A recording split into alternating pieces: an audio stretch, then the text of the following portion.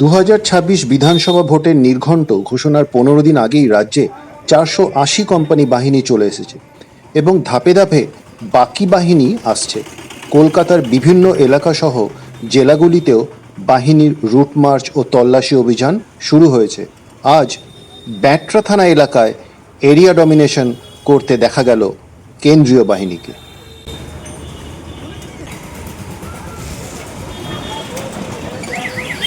আমাকে পাঠিয়ে দেবে, আমি আমারটা তোমায় পাঠিয়ে দেবো।